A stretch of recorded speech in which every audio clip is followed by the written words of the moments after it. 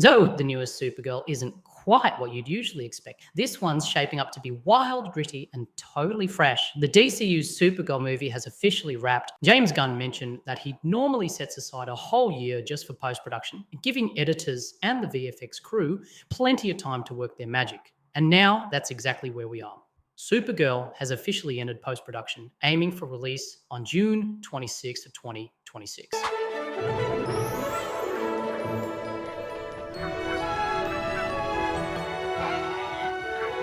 Now here's the big reveal. Gunn and the DCU team have chosen their new Kryptonian hero, and it's none other than Millie Alcock. Some of you might not know, but this will actually be Millie's very first time leading a major blockbuster on the big screen.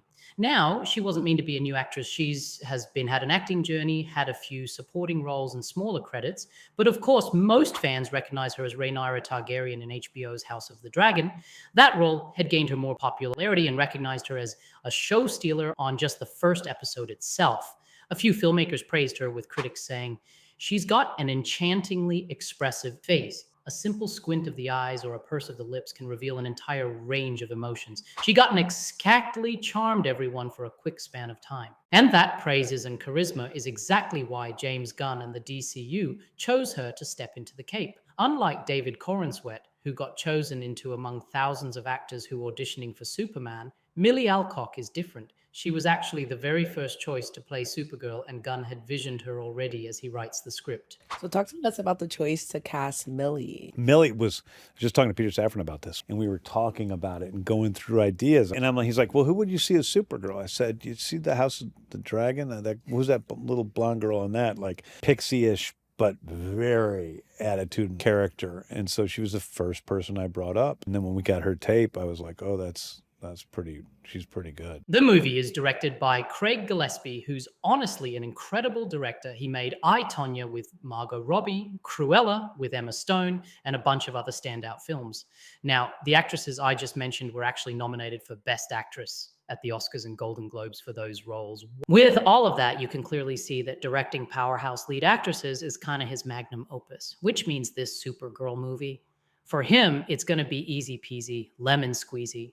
Now, we don't know if Millie will ever land an Academy Award nomination for this role, but we've seen her shine already. From her innocent yet cunning performance as a brave princess in House of the Dragon, to her bold and liberated runaway teen role in Upright, and now her recent Netflix series with Julianne Moore, Sirens.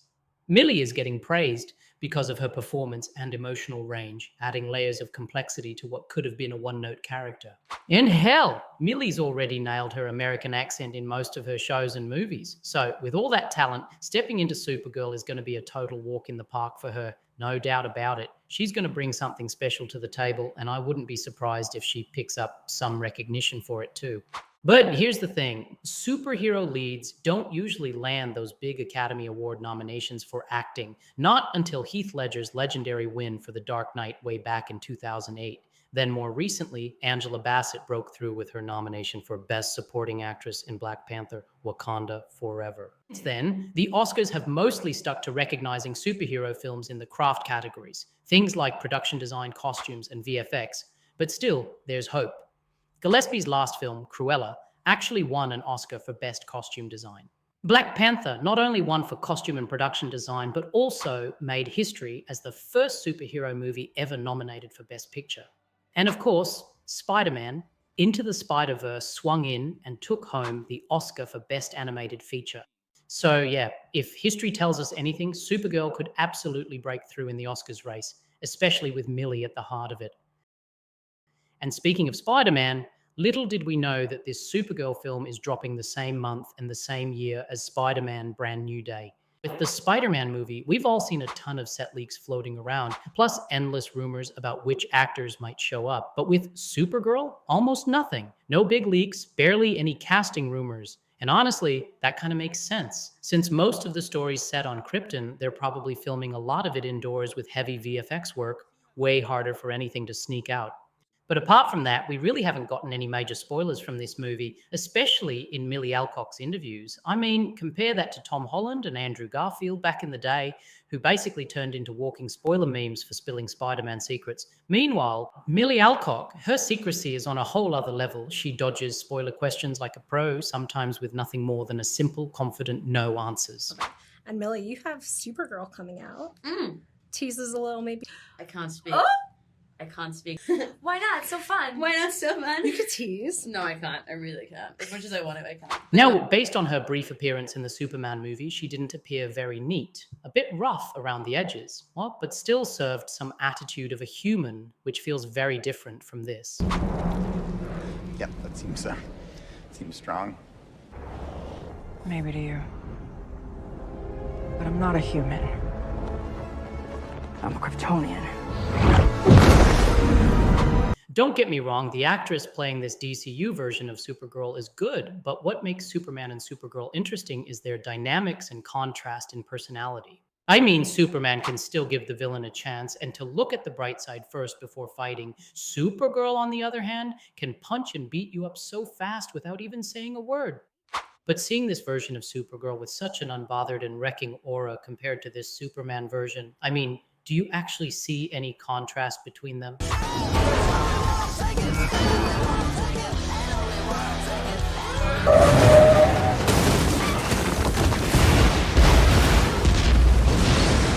And don't even get me started on the CW Supergirl. Ooh, that drama-style flick turned Kara's personality into a classic chick flick lead with a very heavy-handed feminist type of writing. Honestly, my cat's behavior is closer to what Supergirl's personality should be in the comics than the CW version ever was.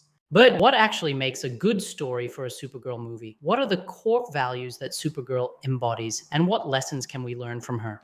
If we look back at the comics, Supergirl, or Kara Zor-El, was a teenager when Krypton was destroyed. Her mission was to accompany her infant cousin Kal-El to Earth and ensure his survival. However, a catastrophic attack on their ships caused her to be delayed in space. Due to a mysterious time anomaly, Kara's ship drifted through space for decades before finally reaching Earth. But by then, Kal-El had already grown into the adult Superman we know. Kara isn't just another Kryptonian like Superman. She remembers Krypton's beauty, its fall, and the family she lost.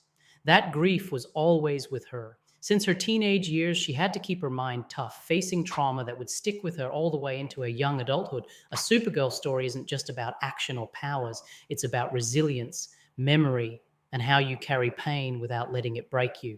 It's one of the stories that makes us reflect on the worth of our heritage and the meaning of our existence. It does not dwell on shallow drama or the unbearable weight of proving girl power.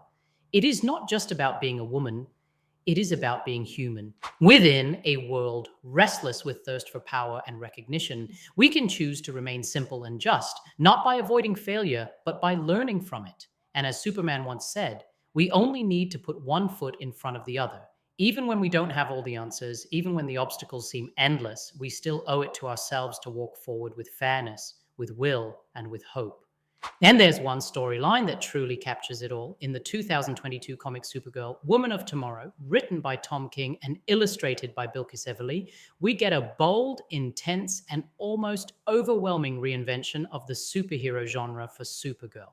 This series actually won an Eisner Award, which speaks positively, and I'd highly recommend giving it a read yourself to be able to also come up with the upcoming DCU movie, because DC has already confirmed that Tom King himself is one of the writers also for the upcoming DCU series Lanterns, and a bit of input and supervision for this film as well. That alone is a huge reason to believe this Supergirl movie is in good hands. With Craig Gillespie's vision and James Gunn's leadership, we're set for another cosmic, alien-filled adventure, the kind of wild, unpredictable storytelling Gunn excels at.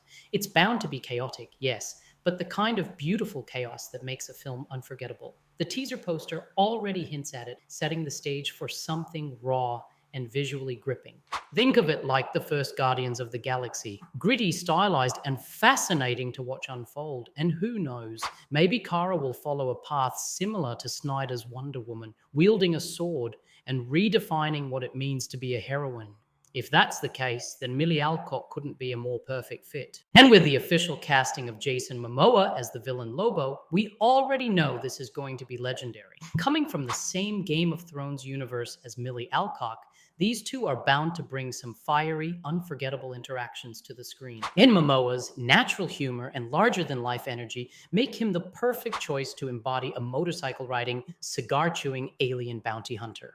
But beyond the spectacle, this story is about Supergirl's deeper struggle, her relentless will to fight for humanity against an alien threat. And that's where the real weight of the movie lies. It forces us to ask, what does it truly mean to be human?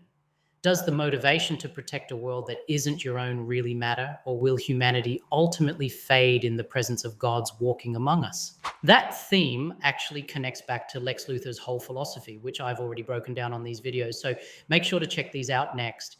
And on a scale of 1 to 10, how excited are you for the upcoming DCU Supergirl movie? Do you think Millie Alcock will be able to give the character the justice she deserves? Drop your thoughts in the comments below. And don't forget to hit that subscribe button so you won't miss out on future uploads. Bye.